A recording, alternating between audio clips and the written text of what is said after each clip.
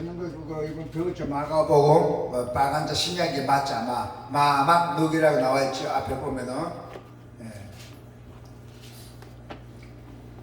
마가복음 5장의 1절부터 20절입니다.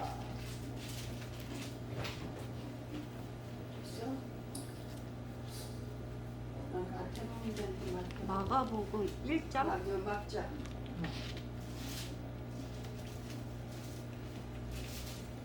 마가복음 5장의 마가복음 5장의 1절부터 20절까지 자 같이 똑같이 우리가 천천히 하나님의 말씀을 봉독합시다. 5장의 1절부터 20절까지 시작. 예수께서 바다 건너편 거라사인의 지방에 이르러 배에서 나오심에 곧 더러운 귀신 들린 사람이 무덤 사이에서 나와 예수를 만나니라. 그 사람은 무덤 사이에 거처한데 이제는 아무도 그를 새사들로도 낼 수 없게 되었더니 이는 여러 번 고랑과 새사들에도 메어서도 새사들을 끊고 고랑을 깨뜨렸으리로라. 그리하여 아무도 그를 제어할 힘이 없는지라.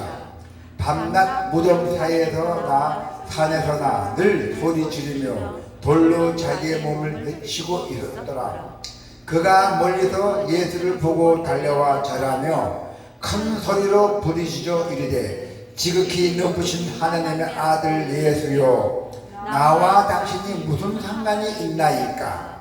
원하건대 하나님 앞에 맹세하고 나를 괴롭히지 마옵소서 하니, 이는 예수께서 이미 그에게 이르시기를 더러운 귀신아 그 사람에게서 나오라 하셨습니다.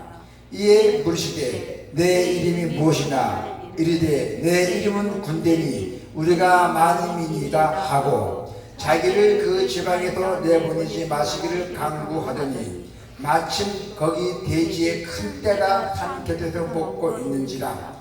이에 강구하여 이르되 우리를 돼지에게로 보내어 들어가게 하소서 하니 허락하신 대로 더러운 귀신들이 나와서 돼지에게 들어가매 거의 2,000마리 되는 떼가 바다를 향하여 빗발로 내리다가 바다에서 몰사하거늘 치던 자들이 도망하여 읍내와 여러 마을에 말하니 사람들이 어떻게 되었는지를 보러 와서 예수께서 이르러 그 귀신 들렸던 자 곧 군대 귀신 짚었던 자가 옷을 입고 정신이 온전하여 앉은 것을 보고 두려워하더라. 이에 귀신 들렸던 자가 당한 것과 돼지의 일을 본 자들이 그들에게 알리매 그들이 예수께 그 지방에서 떠나시기를 강구하더라.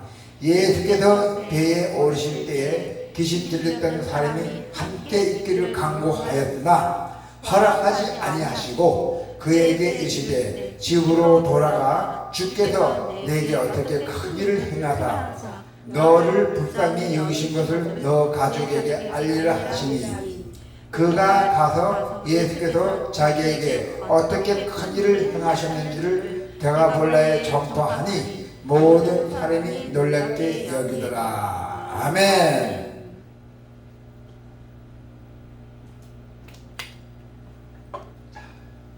오늘 하나님의 말씀은 귀신 들린 자를 고쳐주신 예수님이에요. 자, 영적 승리의 비결은 영적 싸움에 항상 대비하고 하나님 말씀을 붙드는 것이에요. 그게 영적 승리의 비결입니다. 거라사 지방은 이방인들이 거주하는 지역이었죠. 그래서 예수님은 의도적으로 그것을 찾아가서 귀신 들린 사람을 만나서 그 귀신 들린 사람에게 귀신을 쫓아내 주셨죠. 그래서 사탄에게 속박되어 모든 것을 잃은 한 사람을 온전하게 고쳐주셨던 것입니다. 그리고 세상에서 온전하게 잘 살 수 있도록 고쳐주셨던 것입니다. 세상에서 복음을 전하고 영적으로 죽어가는 자들을 도와야 할 우리에게 이 사건이 주는 교훈이 있죠. 이 교훈이 무엇일까요? 여러분, 바로 영적 싸움에 대비해야 한다는 겁니다. 우리 육신은 죽으면 육신은 썩어서 없어지지만 영은 살아있어요.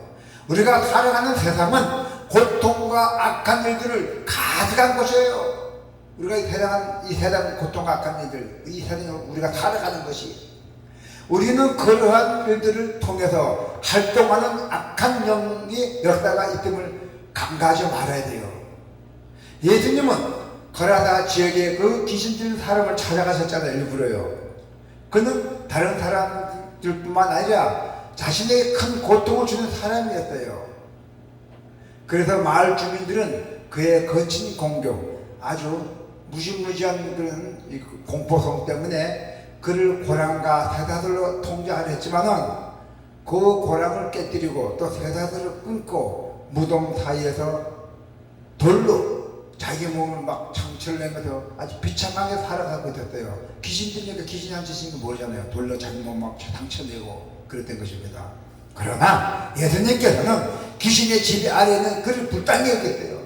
너무 불쌍히 여기셔갖고 더러운 귀신을 쫓아내심으로 주의 은혜를 베푸셨습니다. 할렐루야.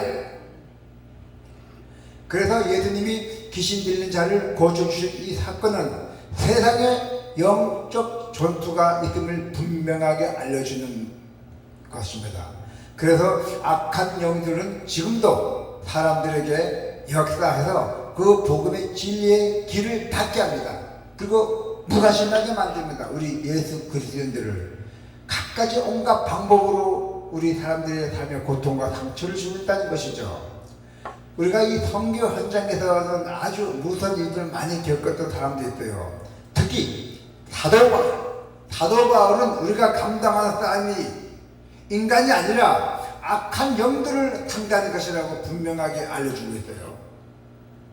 우리가 지금 싸움하고 있는 것이 인간이 아니고 악한 영들하고 상대하는 것이라 했어요. 사도 바울이. 그러므로 우리는 전도와 봉사 그 가운데 마주할 수 있는 영적 공격에서 대비할 수 있도록 항상 깨어 있어야 돼요. 우리는 항상 깨어 있어야 돼요.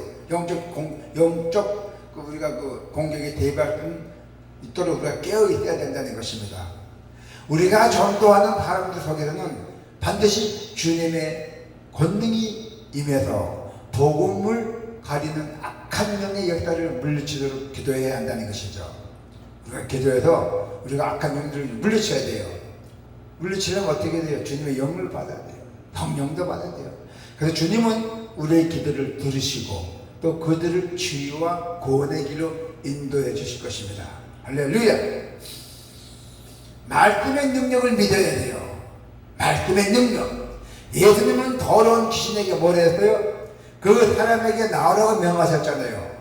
귀신 보고 야 너 귀신아 너 그 사람에게 당장 나오라고 명하셨어요. 그 말씀에 악한 영은 굴복되었다는 것이에요.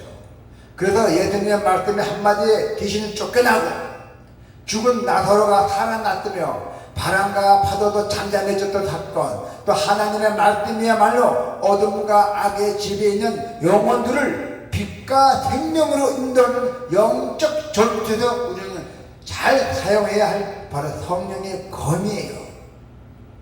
우리가 하나님의 말씀으로 무장되어 있지 않다면 무기력 없이 전쟁터에 나가 싸우는 것과 다를 바 없어요. 전쟁터에 나가려면 총과 칼이 있어야 되잖아요. 그게 없으면 우리는 전쟁 나가는 거 어떻게 해요? 똑같은데요. 우리는 우리의 지혜와 경험과 인격이 부족함을 전도와 봉사의 현장에서 우리는 깨달아야 돼요.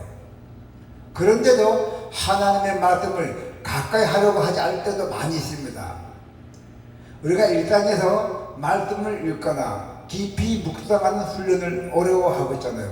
일상생활이 바쁘다 보니까 말씀이 너무 어렵다거나 일상이 분주하다고 바쁘다고 핑계대고 사죠.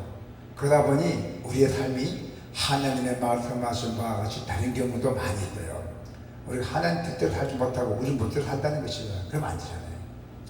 하나님의 말씀을 항상 우리는 최고의 소중하게 여기는 만큼 하나님을 아주 소중히 여기라는 것입니다. 우리는 그 사실을 잊지 말아야 돼요. 하나님을 소중히 여기는 만큼을.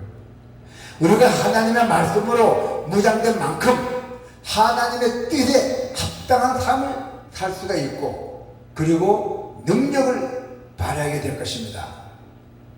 지금도 어둠과 고통의 한가운데서 구원과 치유를 기다리는 사람들에게 우리는 새로운 생명을 불러일으키는 하나님의 말씀을 전해줘야 돼요.